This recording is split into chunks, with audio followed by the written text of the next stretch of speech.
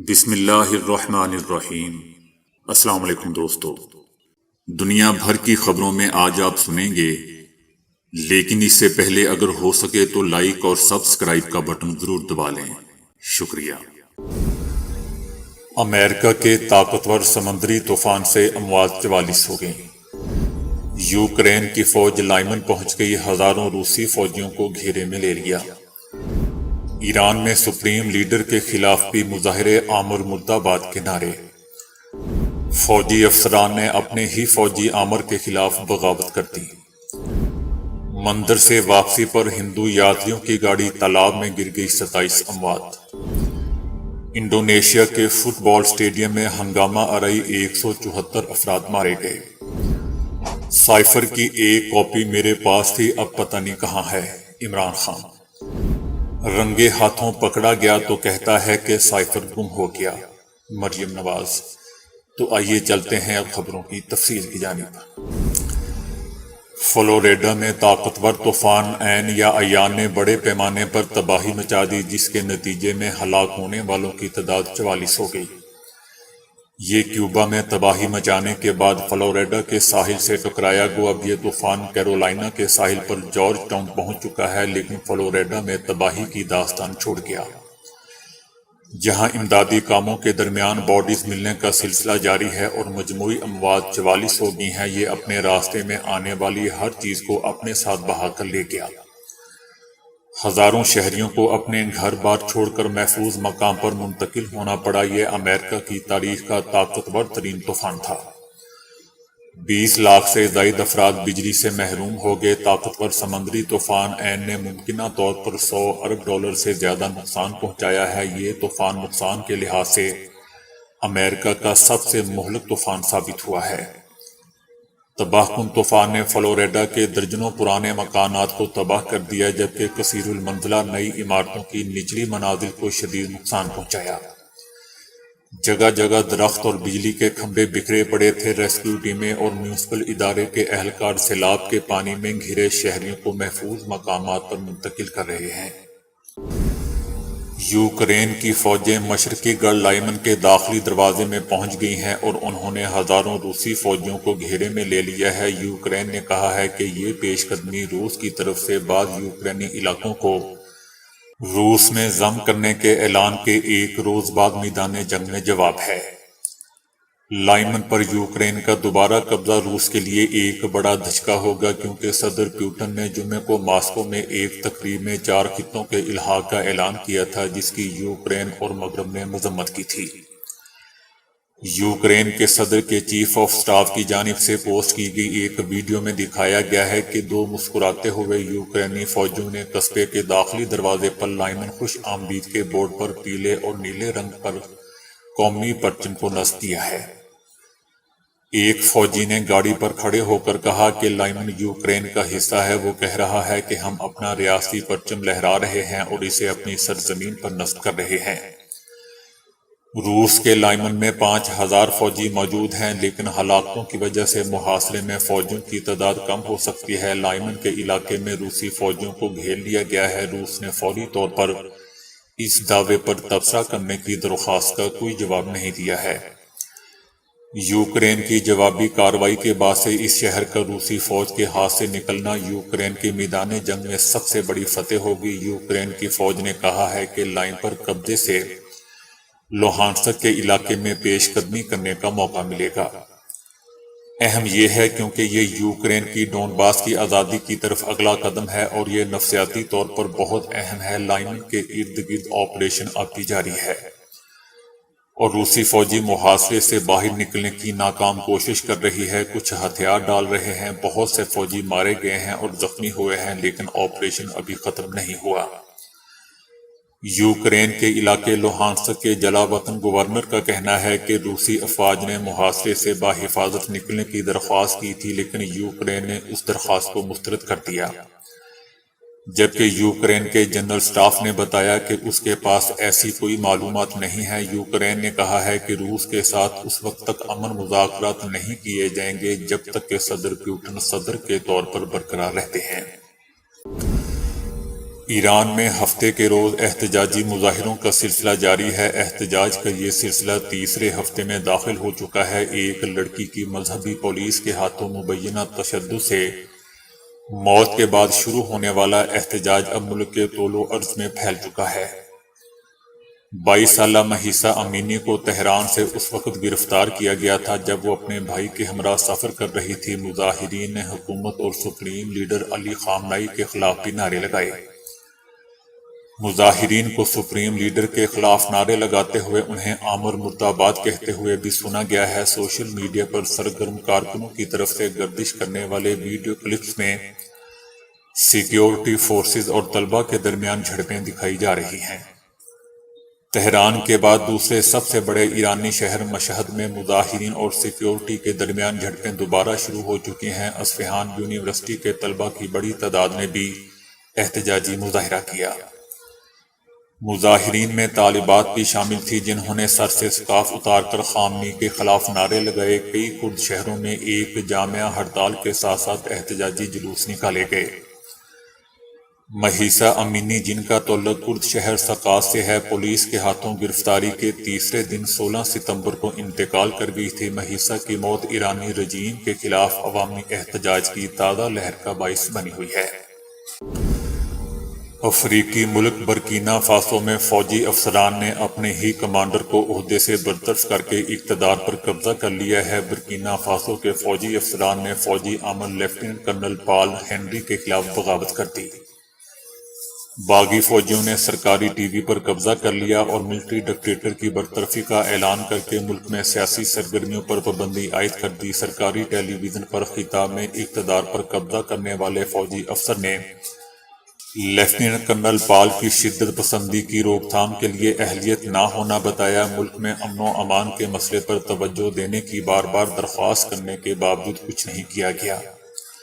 اقتدار سے بے دخل کیے جانے کے بعد سے لیفٹیننٹ کرنل پال کا کچھ پتہ نہیں ہے۔ وہ منظر عام سے غائب ہے۔ ان کو حراست میں لے کر نامعلوم مقام پر منتقل کر دیا گیا ہے۔ برکینا فاسو میں اس وقت تمام سرحدیں بند کر دی گئی ہیں اور سڑکوں پر فوج گشت کر رہی ہے۔ دوستو، یاد رہے کہ اپنے ہی فوجی افسران کی بغاوت کے باعث عہدے سے برطرف کیے جانے والے لیفٹیننٹ کرنل پال نے بھی اس سال جنوری میں شدت پسندی کو کنٹرول کرنے میں ناکامی کا الزام عائد کرتے ہوئے صدر روچ مارک کی منتخب حکومت کا تختہ الٹ دیا تھا۔ ہندو یاتریوں کو واپس لانے والی ٹریکٹر ٹرالی ایک خطرناک موڑ کاٹتے ہوئے تالاب میں گر گئی، جس کے نتیجے میں 27 افراد مارے گئے اور 22 زخمی ہوئے۔ ریاست اتر پردیش کے شہر کانپور کے مندر چندریکا دیوی کے سالانہ تہوار سے 50 سے زائد ہندو یاتری ٹریکٹر ٹرالی پر واپس گھروں کو جا رہے تھے۔ تالاب گہرا تھا جس میں ڈوب کر 27 افراد مارے گئے ہیں۔ 5 زخمیوں کو انتہائی نگہداشت کے وارڈ میں داخل کیا گیا ہے۔ اموات میں اضافے کا خدشہ ہے۔ یاد رہے دوستو کہ ٹریکٹر ٹرالی مسافر گاڑی نہیں بلکہ یہ اجناس اور دیگر چیزوں کی مال برداری کے طور پر استعمال ہوتی ہے۔ انڈونیشیا میں فٹ بال میچ کے دوران بھگدڑ مچنے سے کم از کم 174 افراد مارے گئے ہیں اور اس سے کہیں زیادہ تعداد میں لوگ زخمی ہوئے ہیں۔ یہ معاملہ اس وقت شروع ہوا جب میچ ہارنے والی ٹیم کے شائقین غصے میں آ گئے اور میدان میں داخل ہو گئے۔ پولیس نے بے قابو ہجوم پر قابو پانے کے لیے آنسو گیس کے گولے داغے۔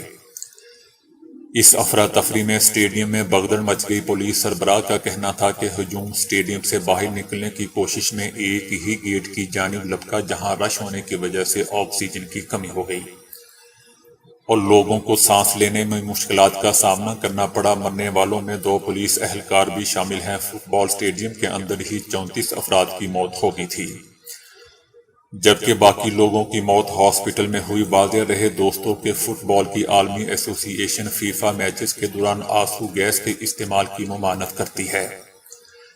اسٹیڈیم میں شائقین کی تعداد بھی زیادہ تھی۔ دونوں ٹیموں کے درمیان تنازع کی پرانی تاریخ ہے اور میچ سے پہلے ہنگاموں کے خدشے کے پیش نظر ٹکٹ خریدنے کی پابندی بھی عائد کر دی گئی تھی۔ انڈونیشیا کے صدر نے کہا ہے کہ یہ ملک میں فٹ بال سے جڑا آخری سانحہ ہونا چاہیے۔ اسٹیڈیم میں بھگدڑ سے اموات کا یہ پہلا واقعہ نہیں ہے دوستو، اس سے پہلے بھی امریکہ میں لیما اسٹیڈیم میں پیرو اور ارجنٹائن کے درمیان اولمپک کوالیفائی میچ کے دوران بھگدڑ مچنے سے 320 افراد مارے گئے تھے اور 1000 سے زائد زخمی ہوئے تھے۔ ایسا ہی ایک واقعہ برطانیہ میں بھی پیش آ چکا ہے، جہاں ایف اے کپ کے سیمی فائنل میں لیورپول کے 97 فین مارے گئے تھے۔ حکومت نے سائفر آڈیو لیکس کے معاملے پر عمران خان اور دیگر افراد کے خلاف سیکرٹ ایکٹ کے تحت کارروائی کا فیصلہ کیا ہے۔ ماڈل ٹاؤن میں نون لیگی رہنماؤں کے ہمراہ مشترکہ پریس کانفرنس کرتے ہوئے وزیر خزانہ اسحاق ڈار نے کہا ہے کہ وزیر اعظم ہاؤس کی آڈیو لیکس کے ذریعے ایک اہم سیکیورٹی بریچ ہوئی ہے۔ سائفر لیک سے عمران خان کا پول کھل گیا ہے کہ انہوں نے اس معاملے کی منصوبہ بندی کی اور ملک کے ساتھ کھلواڑ کیا۔ سائفر کے معاملے پر نواز شریف کی بھی رہنماؤں کو سخت رد عمل دینے کی ہدایت ہے۔ وزیر خزانہ کا کہنا تھا کہ عمران خان کی سوچ ہے کہ اگر میں اقتدار میں نہیں تو پاکستان پر ایٹم بم گرا دو۔ عمران خان جاتے وقت ڈائری میں سائفر چھپا کر لے گیا تھا۔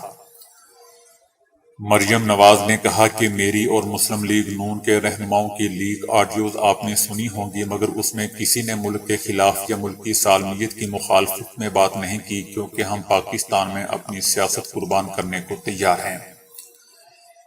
جبکہ آپ نے حالیہ دنوں میں غیر ملکی مراسلے کے حوالے سے عمران خان کی لیک آڈیوز بھی سن لی، جن میں وہ کس طرح ملک کے ساتھ کھلواڑ کر رہا ہے۔ مریم نواز نے کہا کہ عمران خان کے بارے میں کہا جاتا ہے کہ وہ وزیر اعظم ہاؤس سے جاتے ہوئے صرف ایک ڈائری لے کر گیا، جبکہ سچ یہ ہے کہ وہ ڈائری میں سائفر چھپا کر لے گیا اور وہ منرل واٹر کی 2000 بوتلیں تک اپنے ساتھ لے کر گیا۔ مسلم لیگ نون کی فتنی نے مزید کہا کہ لوگوں کو حقیقی آزادی کا درس دینے والا آڈیو لیکس میں اپنے رہنماؤں کو ہدایت کر رہا ہے کہ اس ملک کا نام نہیں لینا۔ فتنی کا کہنا تھا کہ عمران خان کے چہرے پر جو بدنامی اور غداری کا داغ لگا ہے وہ پاکستان کے کسی وزیر اعظم کو نہیں ملا۔ مریم نواز نے کہا کہ نواز شریف کو بھی وزیر اعظم رہتے ہوئے سائفر آئے تھے، لیکن اس نے کچھ نہیں کہا اور نہ کچھ کیا۔ دوستو، اس فتنی کو کہنا چاہیے تھا کہ وہ ڈھیٹ تھا، اس لیے سائفر پی گیا، اپنا پیسہ جو بچانا تھا۔ دوستو، اس کے علاوہ بھی اس فتنی زہریلی کے منہ سے بہت آگ نکلی، بتانے کا فائدہ نہیں ہے، کیونکہ پی ٹی آئی والے غصہ کرتے ہیں کہ اس کی بات نہ کیا کریں۔ دوستو، بات تو کرنی پڑتی ہے، کیونکہ حقیقت یہی ہے کہ جیسی بھی ہے تو پاکستان کی سیاستدان، آپ اس کو سکپ نہیں کر سکتے۔ کیا کریں؟ دور کی نظریں کمزور ہونا کافی پریشانی کا باعث ہوتا ہے، کیونکہ انسان چشمے کے بغیر دور کی چیزوں کو دیکھنے سے قاصر ہوتا ہے، اور ہر وقت چشمہ اور لینس کا استعمال کتنا مشکل ہوتا ہے۔ جاپان کی ایک فارماسیوٹیکل کمپنی کبوتا نے دعویٰ کیا ہے کہ ایسے اسمارٹ گلاسز تیار کیے ہیں جسے دن میں صرف 1 گھنٹہ لگا رکھنے سے آپ کی کمزور نظر پورے دن کے لیے ٹھیک ہو جائے گی۔ کمپنی کا کہنا ہے کہ وہ اینک کی فروخت کا آغاز 2021 میں کریں گے۔ چائنا کے ایک ہاسپٹل میں 6 سال سے رہائش پذیر مریض اور اس کے خاندان نے دھرنا ختم کر دیا ہے۔ چائنا میں بل کے تنازع پر 6 سال سے دھرنے دینے والا خاندان بالآخر گھر جانے پر رضامند ہو گیا، جنہیں ہاسپٹل نے نہ صرف اخراجات معاف کیے بلکہ الٹا $73,000 بھی ادا کیے۔ سال 2014 میں تیان نامی خاندان کے ایک فرد کو بیجنگ کے ایک ہاسپٹل میں لایا گیا تھا۔ ہاسپٹل نے مریض کو داخل کیا، لیکن جب گھر جانے کا وقت آیا تو مریض نے ہاسپٹل کے اخراجات اور بل پر سوالات اٹھا دیے، جس سے تنازعہ پیدا ہو گیا۔ مریض نے کہا کہ ہاسپٹل نے درست علاج نہیں کیا اور بل بنانے کے لیے الٹے سیدھے حربے استعمال کیے ہیں۔ پھر یہ ہوا کہ تمام اہل خانہ اشیاء خورد و نوش، کھانا پکانے اور کھانے کے برتن لے آئے اور مریض کے ساتھ جم کر بیٹھ گئے۔ اس کے بعد گھر والے اپنا ضروری سامان بھی لے آئے اور وارڈ کو عارضی گھر بنا دیا۔ 3 برس تک یہ سلسلہ چلتا رہا۔ اس کے بعد انتظامیہ نے عدالت سے رجوع کیا اور کئی مقام پر عدالت کو بتایا کہ اس خاندان کا بیمار فرد بالکل ٹھیک ہے اور انہیں کسی علاج کی ضرورت نہیں، لیکن یہ خاندان ہاسپٹل نہ چھوڑ کر دیگر مریضوں کا حق تلف کر رہا ہے۔ تاہم گزشتہ ہفتے بیجنگ زئی چینگ عوامی عدالت نے اس خاندان سے کہا کہ وہ ہاسپٹل چھوڑ دیں تاکہ 6 سال بعد اپنے گھر جا سکیں۔ اس کے بعد عدالت کے کہنے پر ہاسپٹل نے فیس معاف کرنے اور مزید $73,000 دینے پر آمادگی ظاہر کر دی۔ تو دوستو ابھی کے لیے اتنا ہی۔ ویڈیو کو لائک اور شیئر کرنے کا بہت بہت شکریہ۔